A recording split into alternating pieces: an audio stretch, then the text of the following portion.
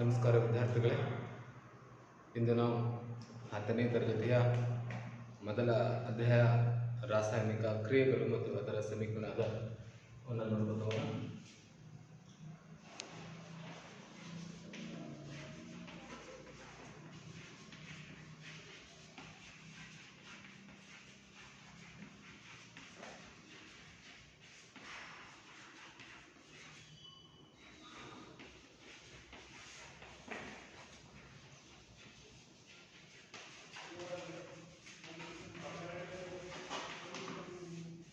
ಈ ಅಧ್ಯಾಯ ನಾವು ಭಾರಿ ಇಂಪಾರ್ಟೆಂಟ್. ಏಕಪ್ಪ ಅಂತಂದ್ರೆ 10ನೇ ತರಗತಿಗೆ ಬರುವಂತಹ ರಸಾಯನಶಾಸ್ತ್ರದಲ್ಲಿ 5 ಚಾಪ್ಟರ್ಗಳದಾವ. ಆ 5 ಚಾಪ್ಟರಲ್ಲಿ 3 ಚಾಪ್ಟರ್ಗಳು ಕೇವಲ ಸಮೀಕರಣದ ಮೇಲೆ ಅದಾವ. ಹಾಗಾಗಿ ಸಮೀಕರಣಗಳು ಭಾಳ ಇಂಪಾರ್ಟೆಂಟ್. ಹಾಗಾಗಿ ಆ ಸಮೀಕರಣ ನಮ್ಗೆ ಅರ್ಥ ಆಗಬೇಕಾಗಿತ್ತಪ್ಪ ಅಂದ್ರೆ ಫಸ್ಟ್ ನಮಗೇನು ಗೊತ್ತಿರಬೇಕು ಅಪ್ಪ ಅಂತಂದ್ರೆ ಮೂಲ ವಸ್ತುಗಳ ಬಗ್ಗೆ ಗೊತ್ತಿರಬೇಕು.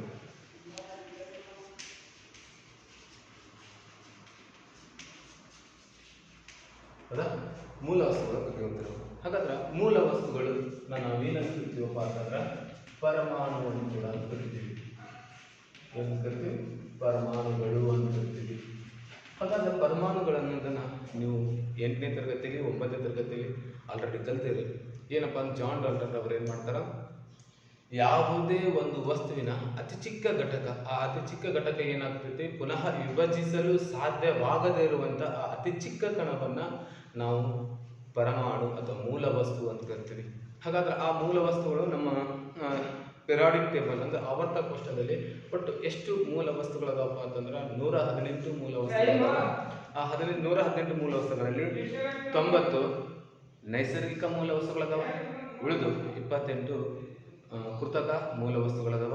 ಹಾಗಾದ್ರೆ ಆ ಮೂಲ ವಸ್ತುಗಳನ್ನು ನಾವು ಸೆಲ್ಫ್ ರಿವಿಷನ್ ಮಾಡ್ಕೊಂಡೇವಪ್ಪ ಅಂತಂದ್ರೆ ಯಾವ್ಯಾವು? ನೈಟ್ರೋಜನ್ ಅಂತ ಬರ್ತಾವ, ಆಕ್ಸಿಜನ್, ಫ್ಲೋರಿನ, ನಿಯಾನ, ಆರ್ಗಾನ, ಸೋಡಿಯಂ, ಪೊಟ್ಯಾಸಿಯಂ. ಈ 118 ಮೂಲ ವಸ್ತುಗಳನ್ನು ನಾವು ಏನು ಮಾಡ್ತೀವಪ್ಪ ಅಂದ್ರೆ 3 ರೀತಿಯ ವಿಧಗಳಲ್ಲಿ ಅವುಗಳನ್ನು ಡಿವೈಡ್ ಮಾಡ್ತೀವಿ. ವಿಧಗಳು ಯಾವ್ಯಾವು? ಒಂದು ಲೋಹ, ಎರಡನೇದು ಅಲೋಹ, ಮೂರನೇದು ಲೋಹ. ಆಲ್ರೆಡಿ ನೀವು ಕಲ್ತೀವಿ. ಲೋಹಗಳಂದ್ರೇನು? ತಮ್ಮ ಮೂಲಕ ವಿದ್ಯುತ್ತನ್ನು ಹರಿದು ಬಿಡ್ತಾವ. ಅಲೋಹಗಳಂದ್ರೇನು? ತಮ್ಮ ಮೂಲಕ ವಿದ್ಯುತ್ತನ್ನು ಹರಿದು ಬಿಡೋಂಗಿಲ್ಲ.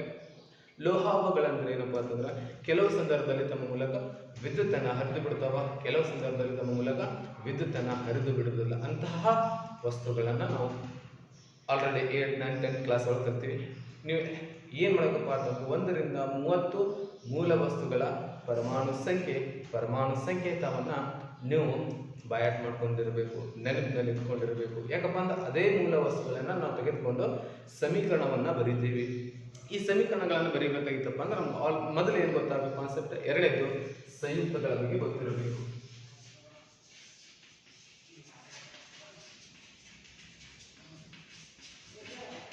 ಇಂಗ್ಲಿಷ್ನಲ್ಲಿ ಕಾಂಪೌಂಡ್ಸ್ ಅಂತ ಕರಿತೀವಿ. ಸಂಯುಕ್ತಗಳಂದ್ರೆ ಹೆಂಗಾಗಿರ್ತವಪ್ಪ ಅಂತಂದ್ರೆ 2 ಅಥವಾ 2ಕ್ಕಿಂತ ಹೆಚ್ಚು ಬೇರೆ ಬೇರೆ ಮೂಲ ವಸ್ತುಗಳು ಸೇರಿಕೊಂಡು ಒಂದು ಸಂಯುಕ್ತ ಉಂಟಾಗ್ತೈತಿ. ಆ ಸಂಯುಕ್ತ ಉಂಟಾಗಬೇಕಾಯ್ತಪ್ಪ ಅಂದ್ರೆ ನಾವು ಎಕ್ಸಾಂಪಲ್ ತೆಗೆದುಕೊಳ್ತೀವಿ. ಮೂಲ ವಸ್ತುಗಳಿಗೆ calcium oxide,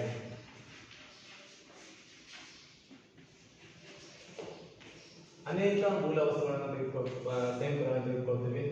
potassium hydroxide,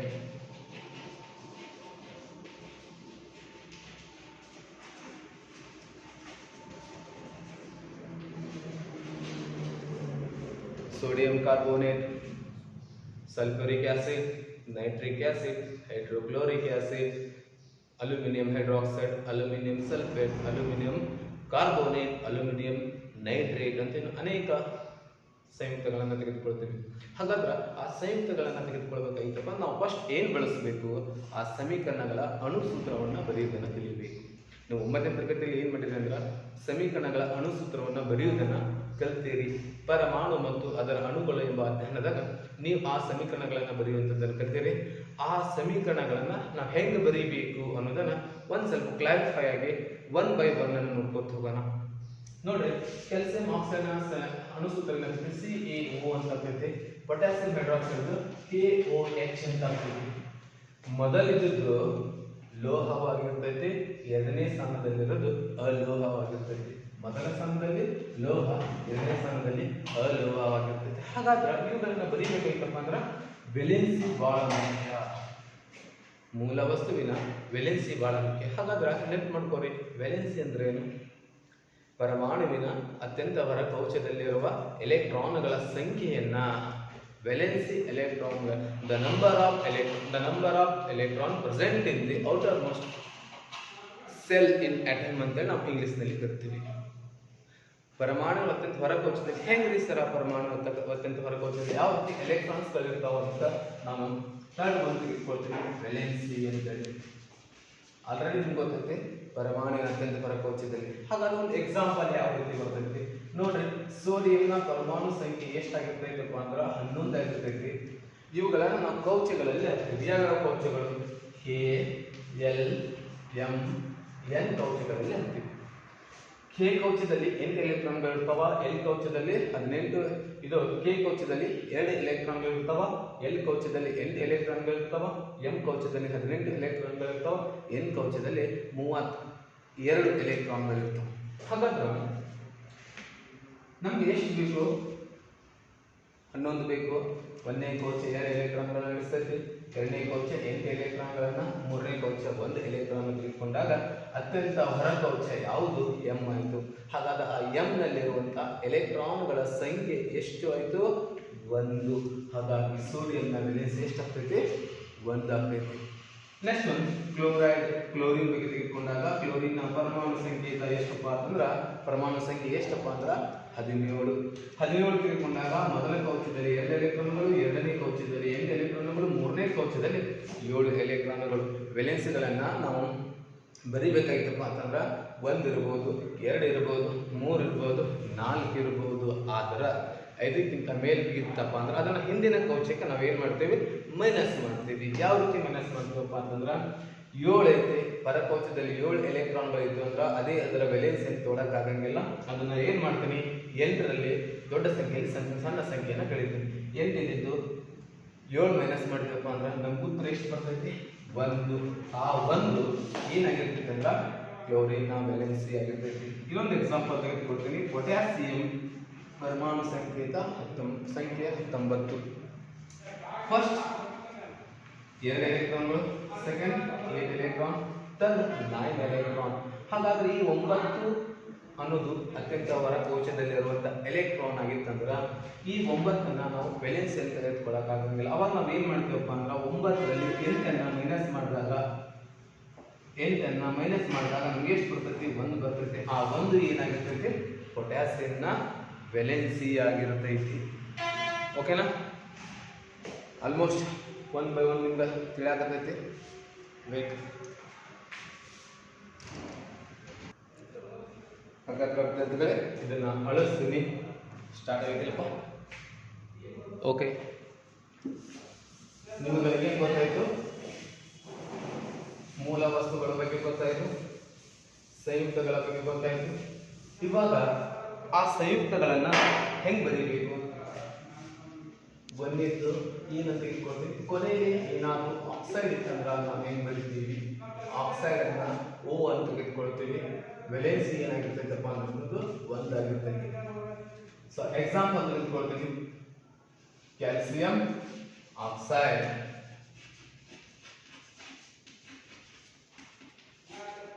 calcium ಅಂದ್ರೆ Ca, ಆಕ್ಸೈಡ್ ಅಂದ್ರೆ O. Calcium valency 2, oxygen valency 2. ಇವೆರಡನ್ನ ಕ್ರಾಸ್ ಮಲ್ಟಿಪ್ಲಿಕೇಶನ್ ಮಾಡಿದಾಗ 2CaO ಅಂತ ಬಂತು. ಕ್ಯಾಲ್ಸಿಯಂನ ಅಣುಸೂತ್ರ ಏನಪ್ಪಾ ಅಂತಂದ್ರೆ CaO. 2 ಅನ್ನೋದು ಅದರ ಅನುಪಾತವನ್ನು ಸೂಚನೆ ಕೊಡ್ತೈತಿ. Second one sodium oxide.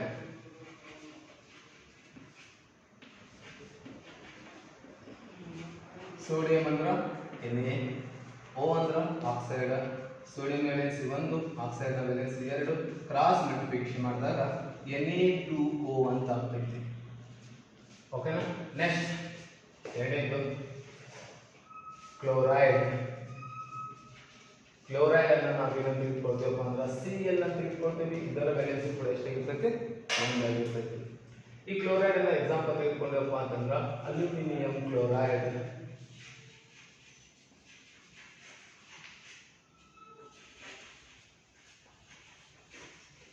Aluminium ಅಂದ್ರ Al, ಕ್ಲೋರೈಡ್ ಅಂದ್ರ Cl, aluminium valency 3, chlorine valency 1, cross multiplication ಮಾಡಿದಾಗ Al ಬಂದು Cl3 ಆಗ್ತೈತಿ.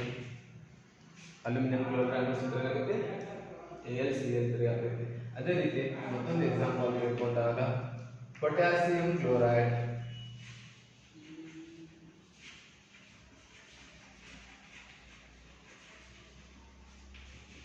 ಅಂತ ತಿಳ್ಕೊಂಡಾಗ ನೋಡ್ರಿ potassium K, chloride Cl, valency potassium is 1, chlorine valency is 1. So cross multiplication ಮಾಡಿದಾಗ ಮಾಲಿಕ್ಯುಲರ್ ಫಾರ್ಮುಲಾ ಅಂದ್ರೆ ಅಣು ಸೂತ್ರ ಏನಾಗ್ತೈತಿ ACl ಅಂತ ಆಗ್ತೈತಿ. ನೆಕ್ಸ್ಟ್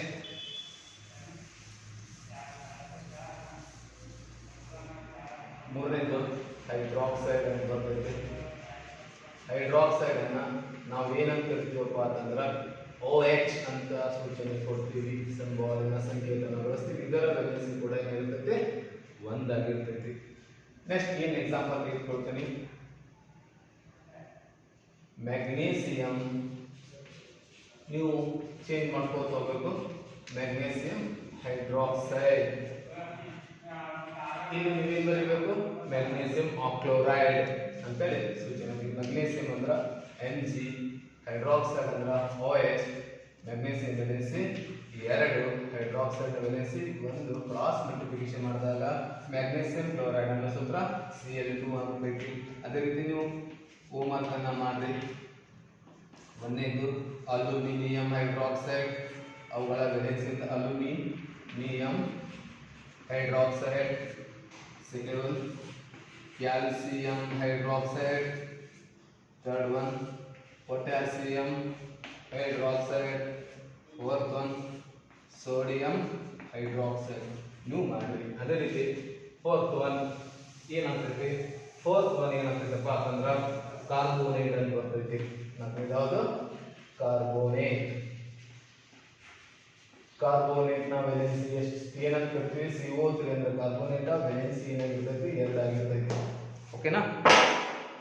ಎಕ್ಸಾಂಪಲ್ ತೆಗೆದುಕೊಂಡಾಗ ಅಲ್ಯೂಮಿನಿಯಂ ಕಾರ್ಬೋನೇಟ್. ಅಲ್ಯೂಮಿನಿಯಂ ಕಾರ್ಬೋನೇಟ್ ಅಂತ ತೆಗೆದುಕೊಂಡಾಗ aluminium Al, carbonate CO3, aluminium valency 3, carbonate valency 2. Cross multiplication ಮಾಡಿದಾಗ Al ಎಷ್ಟಾದು 2 ಅದು. CO3 ಅಂತ ಎಷ್ಟು ಅದಾವ 3 ಅದಾವ. ಅದಕ್ಕೆ Al2 CO3 ಟ್ರೈಸ್ ಅಂತೇಳಿ ಪದವನ್ನು ಬಳಸ್ತೀವಿ. ಅದೇ ರೀತಿ ನೀವು ಕೂಡ ಟ್ರೈ ಮಾಡಿ, ಯಾವ್ದು ಗೊತ್ತಾಗೋದನ್ನ ಕೇಳಿ ಮುಂದಿನ ಕ್ಲಾಸ್ ಮಾತಾಡೋಣ. ನೆಕ್ಸ್ಟ್ ಮತ್ತೊಂದು ಬರ್ಕೊಂಡು ಏನು ತೆಗೆದುಕೊಳ್ತೀವಿ, ಕ್ಯಾಲ್ಸಿಯಂ ಕಾರ್ಬೋನೇಟ್ ಕಾಕಾ ಕ್ಯಾಕ. Second one sodium carbonate. Third one potassium carbonate. Fifth one fourth one magnesium carbonate. ಓಕೆನಾ. Next fifth one bicarbonate. ಏನು ಬೈಕಾರ್ಬೋನೇಟ್.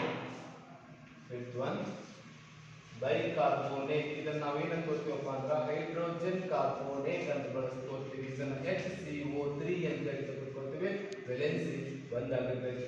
ಎಕ್ಸಾಂಪಲ್ ತೆಗೆದುಕೊಳ್ತೀವಿ ಸೋಡಿಯಂ ಕಾರ್ಬೋನೇಟ್. ಸೋಡಿಯಂ ಬೈಕಾರ್ಬೋನೇಟ್ ಅಂತ ತೆಗೆದುಕೊಳ್ತೀವಿ. Sodium valency Na, bicarbonate valency ಸಂಕೇತ HCO3. Sodium valency is 1, bicarbonate valency is 1. to cross multiplication ಮಾಡಿದಾಗ sodium bicarbonate ಏನಾಗ್ತೈತಪ್ಪ ಅಂತಂದ್ರೆ NaHCO3 ಅಂತ ಆಗ್ತೈತಿ. ಅದೇ ರೀತಿ ನೀವು ಕೂಡ ಟ್ರೈ ಮಾಡಿ. Calcium bicarbonate first one. Second one potassium bicarbonate. Third one calcium ಆಗೈತಿ. ಅಲ್ಯೂಮಿನಿಯಂ ಬೈಕಾರ್ಬೋನೇಟ್ ಅನ್ನು ನೀವು ಕೂಡ ಟ್ರೈ ಮಾಡ್ತೀವಿ. Next fifth one. ಫಿಫ್ತ್ ಮುಗಿತು. ಸಿಕ್ಸ್ತ್ ಒನ್ ಯಾವುದಪ್ಪ ಅಂತಂದ್ರೆ ಸಲ್ಫೇಟ್.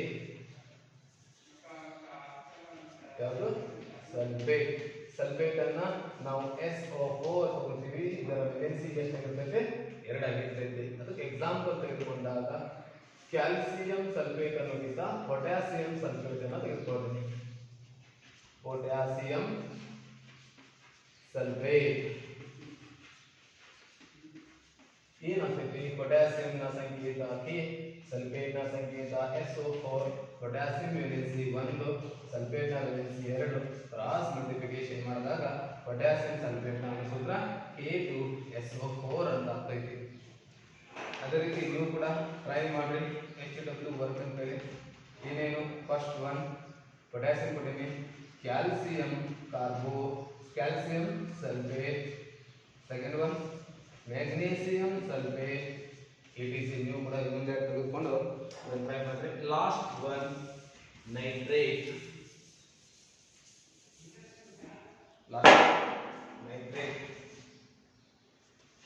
ನೈಟ್ರೇಟ್ ಅನ್ನ ನಾವು ಏನನ್ನಾಗಿ ತೆಗೆದುಕೊಳ್ತೇವಪ್ಪ ಅಂದ್ರೆ NO3 ಅಂತ ತೆಗೆದುಕೊಳ್ತೀವಿ. ವೇಲೆನ್ಸಿ ಎಷ್ಟಾಗಿರ್ತೈತೆ? 1 ಆಗಿರ್ತೈತೆ. ಎಕ್ಸಾಂಪಲ್ ಅನ್ನು ತೆಗೆದುಕೊಂಡಾಗ ಅಲ್ಲಿ ಪೊಟ್ಯಾಸಿಯಂ ತೆಗೆದುಕೊಳ್ತೀನಿ, ಅಲ್ಯೂಮಿನಿಯಂ ಸಲ್ಫೇಟ್. ಅಲ್ಯೂಮಿನಿಯಂ ನ ವೇಲೆನ್ಸಿ 3, ಸಲ್ಫೇಟ್ ನ ವೇಲೆನ್ಸಿ 1. ಹಾಗಾಗಿ ಸೂತ್ರ ಏನಾಗ್ತೈತಿ? 1 ಸೆಕೆಂಡ್.